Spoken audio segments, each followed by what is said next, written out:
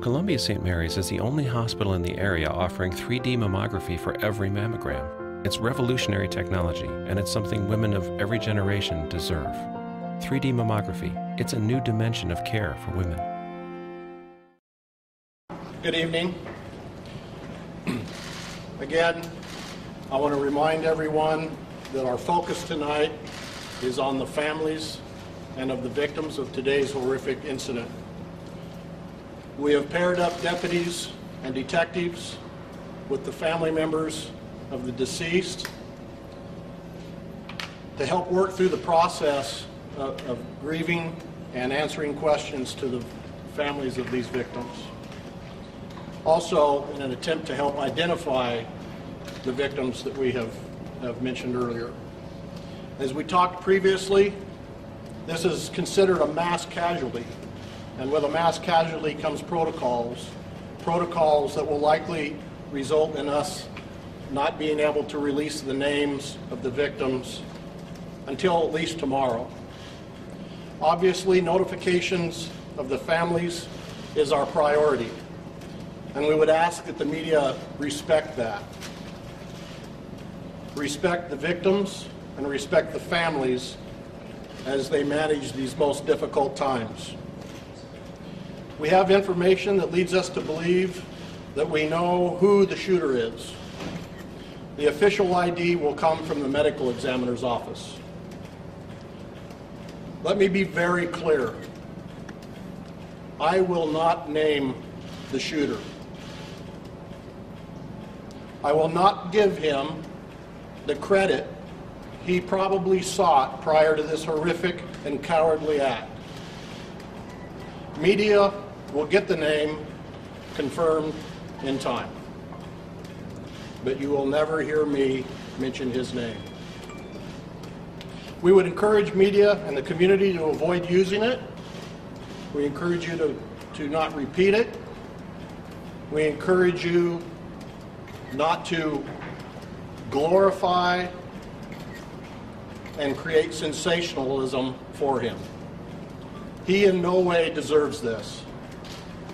Focus your attention on the victims and the families and helping them get through this difficult time. We do know that we have at least 2 heroic officers who responded into the building within minutes and exchanged gunfire with the suspect. The Oregon State Police is handling the aspect of the officer-involved shooting and will release any information surrounding that portion of the investigation at some point in the future. Tactical teams and bomb squads have cleared all of the buildings on the campus. They are currently going through the hundreds of vehicles that are parked in the parking lots to clear those as well. Evidence teams from the FBI and from the Oregon State Police are working to process the crime scene. Again, I want to thank the hundreds of law enforcement officers, mental health counselors, victim specialists, and others from all over this state that have responded here today to help my agency and to help this community. With that, I would like to introduce the president of the Umpqua Community College, Rita Cavan. Thank you very much. I'd like to begin by offering my heartfelt condolences and the condolences of everyone connected with UCC to the families of anybody who was hurt today in any way, emotionally or physically. This has been a long, sad, tragic day at UCC, and the thing that we should take away from it is the power that love can bring to this community.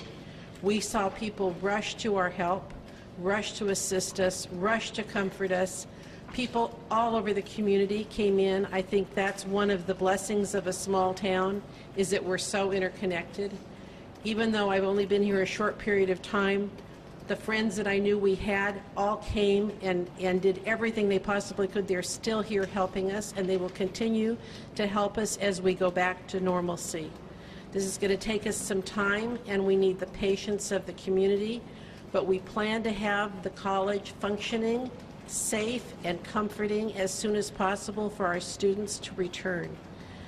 This is a crisis, and we are asking for help and receiving help.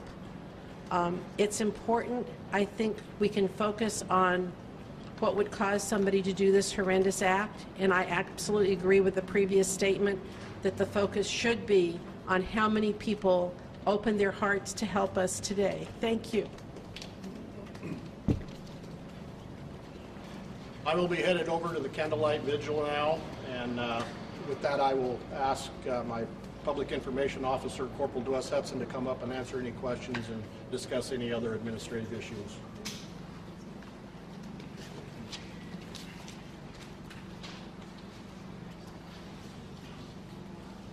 So just a couple of items here.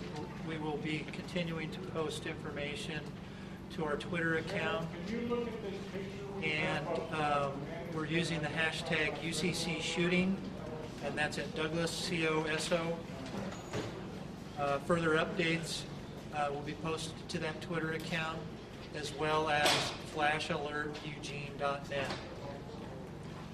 It's not determined when the next briefing will be, but when that's decided, we will post that information, flashalert.net, and our social media accounts.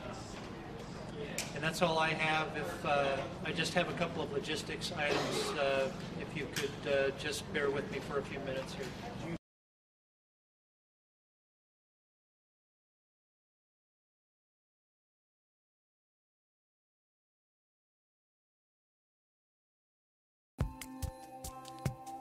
Hello, and welcome to an inside look at King's Bottle wine coolers.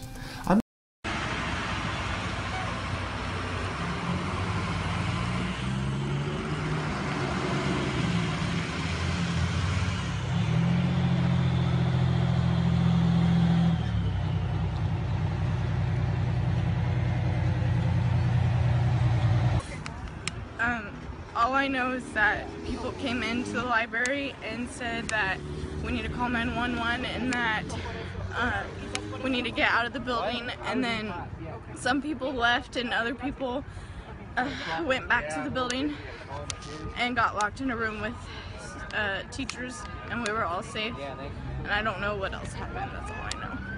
Did you hear anything? I didn't hear anything. What I went here for 2 years. It seems like such a safe environment. What kind of emotions are you going through right now? I think it's crazy, and I have no idea how to handle it.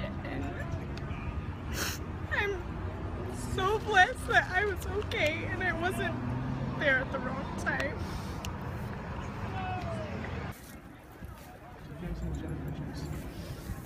Their daughter was in the library. Okay. Well, then she probably. I know. No, it's my friend. Is she gonna go out there? She side of the.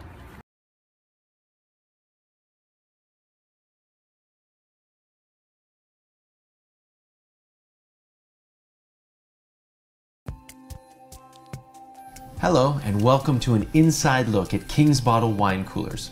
I'm going to show you how King's Bottle has taken extra special care to create the perfect cooler. We will be going step by step through all of their flagship products. King's Bottle has created a line of coolers with a product for everyone.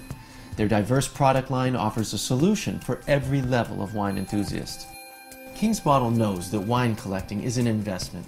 That is why each cooler is crafted from